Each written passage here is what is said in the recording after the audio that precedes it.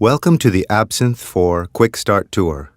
This tutorial offers some easy-to-follow first steps that will help you get started with Absynth4. Absynth is more powerful, creative, and intuitive than ever before. It comes packed with many new features, like a master ADSR envelope, wave morphing, macro controls, and the new Core Sound browser. Combined with an optimized workflow and user interface, these improvements make it easier than ever to create organic and original sounds.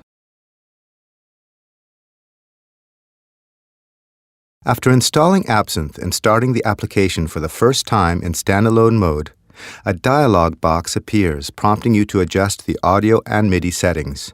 First, choose your interface type.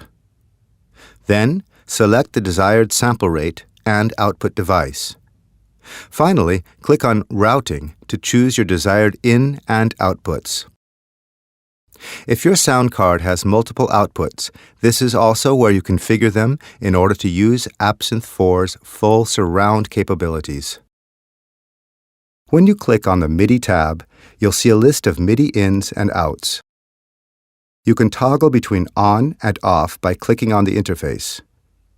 Finally, click on OK to apply your changes.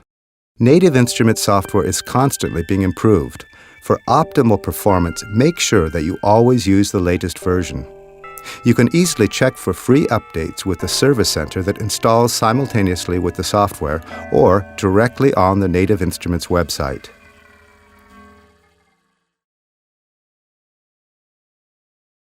The navigation bar in the top header is a central element within Absynth4. It allows you to switch between the various windows. You can also use the F2 to F10 shortcuts on your computer keyboard. All these windows and their functions will be explained in more detail later on. On the right, you can see Absynth4's most important functions and the different status displays of your CPU, as well as your configured in and outputs.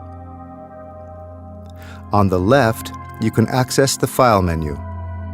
Click on Options and choose the Surround tab to take a look at Absynth's surround configuration possibilities. If your sound card has multiple output capabilities that have been configured in the audio and MIDI setup, you can then choose different channel configurations here. The Sound selector allows you to load a sound quickly without switching over to the browser view.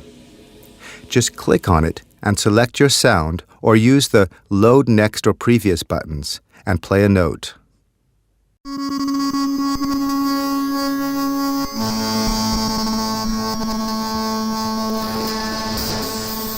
The sound library contains 1,200 sounds in total and about 200 newly designed sounds featuring all of Absynth4's functions. Here are some examples.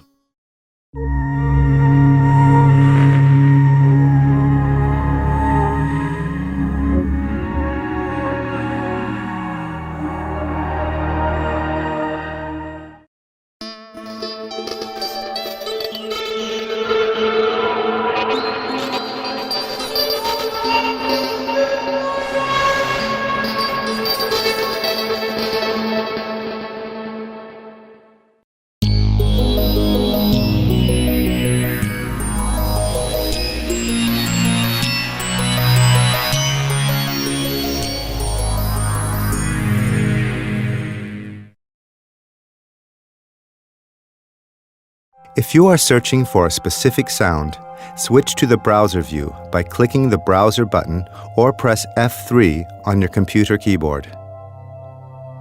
This is the classic file tree view, where you access your hard disk folders containing all Absynth sounds. Click on Sounds to switch to the database view. On this page, you will see 5 category columns. They contain the attributes which are used to tag, classify, and search your sounds.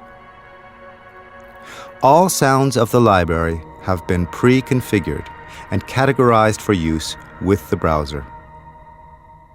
These attributes are also used in Core and are written into the sound file and saved in the Core Sound format. This way, you can also search, change, and save sounds while using Absynth within Core itself. Let's search for a sound we need for a movie we are scoring. Let's say we want a unique piano sound, a piano that is accompanied by mysterious, floating sounds. To find this sound, we combine several attributes by activating them in the attributes list. Click on Piano Keys under Instrument.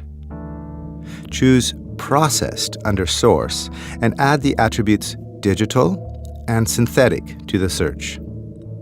In the timbre category, click on Exotic.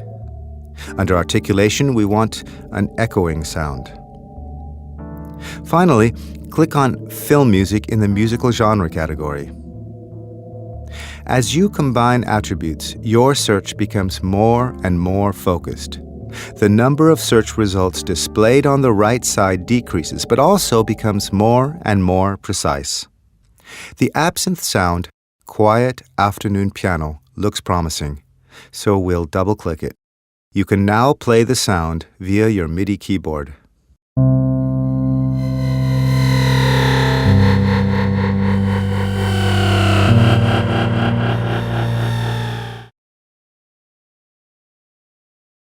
After quickly finding a sound like this, you might want to modify it now a little to adapt it to your production. We'll load another sound.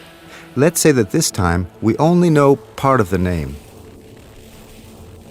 As you might know from earlier versions of Absynth, the patch window is the place where the sound's main structure and its parameters are defined. However, it might be hard to quickly find the sonically most relevant parameters here.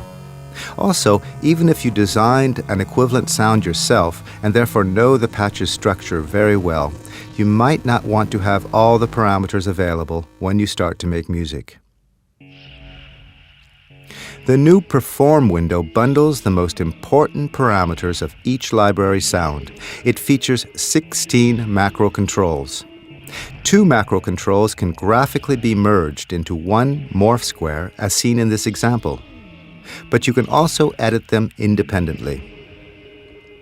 Each macro control can be assigned to multiple targets with individual parameters. So the macro controls become your remote interface to the audio engine. Now play a sustained sound with your keyboard and change the control values.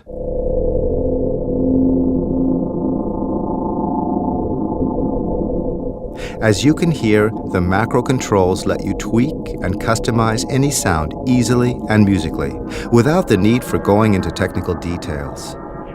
And for advanced users, they provide direct access to the most relevant parameters. That's why the macro controls are usually the most important target for MIDI and host automation. To the right of the individual pages, you can see another feature new to Absynth4, the master envelope. It is like a macro control for your envelopes. We'll check this out later. The powerful audio mod feature is also new to Absynth. It has 4 envelope followers that derive a control signal from an audio signal's amplitude envelope. You can specify the module whose output you want to track. Several other parameters allow for fine adjustment. For example, use audio mod to make the amount of delay effect depending on the incoming signal level, so that only slight delays are audible while the note is played, making it more present, but atmospheric delays can be heard when the note is released.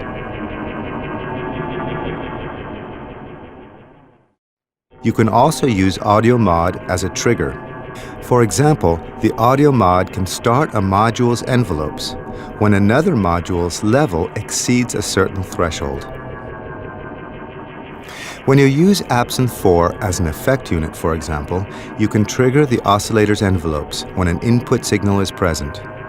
This ensures that the signal is computed only when it is necessary. Having looked at the macro controls, let's check out the patch window. With the sound Struck Darkness loaded, we'll have a quick look at Absynth's fundamental structure. The signals generated by the 3 oscillator modules run through the different modules and are mixed together in the master channel, where the signal is then routed through the effect module, which can always be found in the lower right-hand corner. The modules can be switched on and off by clicking here.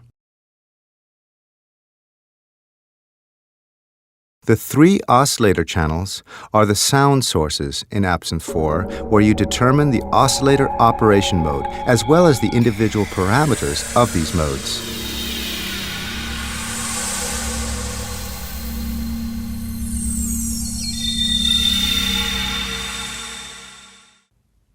Absynth4 features a new mode called Sync Granular, which is the synthesis version of granular sampling. You can use it, for example, to create organically sounding bowed or blown sounds, very close to the sounds of acoustical instruments. As in all synthesis modes, any waveform can be used within the oscillators, and you can even draw your own waveforms. One of Absynth4's hottest new features is morph waves. We'll check out this powerful new technique in the next section. Before, however, let's have a look at the other modules of the patch window. Absynth4 lets you define the order of the modules within a channel more freely than in earlier versions. Click the Type menu to select the respective module's mode. You can now place 2 filters one after another, or place a wave shape module after a frequency shifter. This greatly enhances the flexibility of Absynth sounds and multiplies the sound design capacities.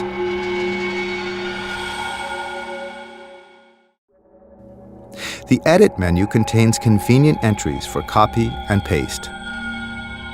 Here in the patch window, you can load various templates for the different module types, sorted into categories.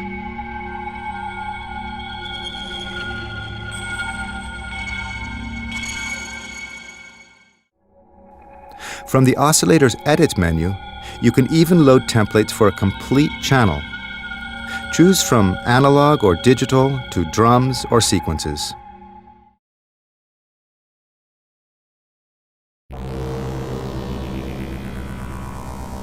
Of course, you can also save your own creations as templates for future use.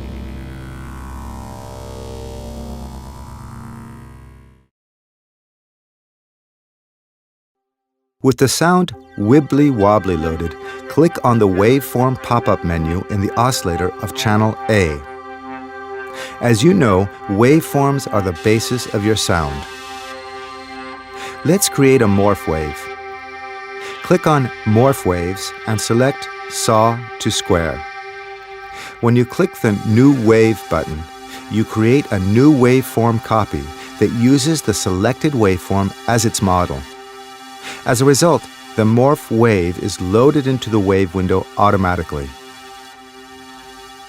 You can also access this window from the navigation menu in the top header. A morph wave consists of 2 waves mixed together.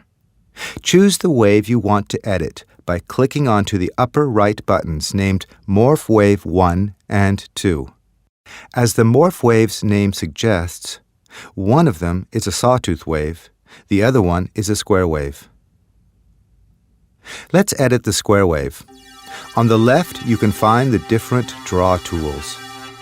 Try these to create or modify your individual waveform.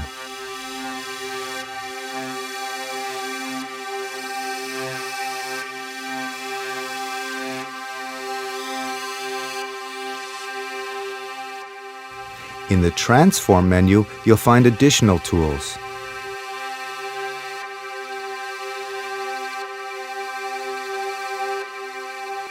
Here you can also save and load individual waves.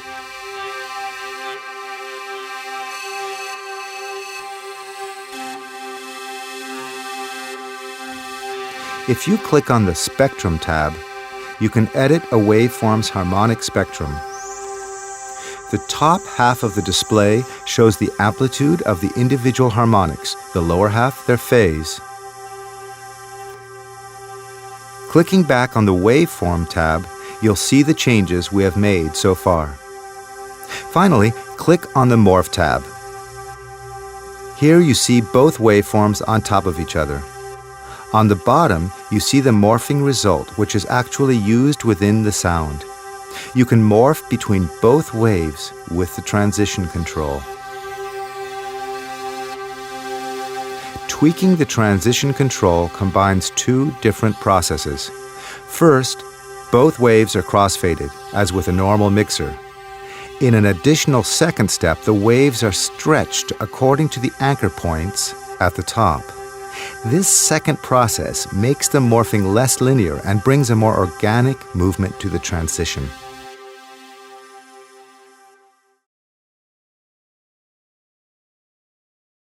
Previous versions of Absynth have been famous for their most versatile envelopes with up to 68 breakpoints each.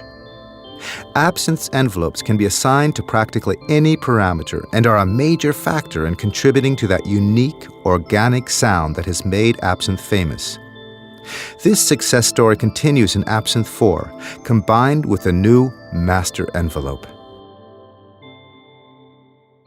You can now assign 4 knobs individually to each envelope breakpoint, modulating their amplitude and time position.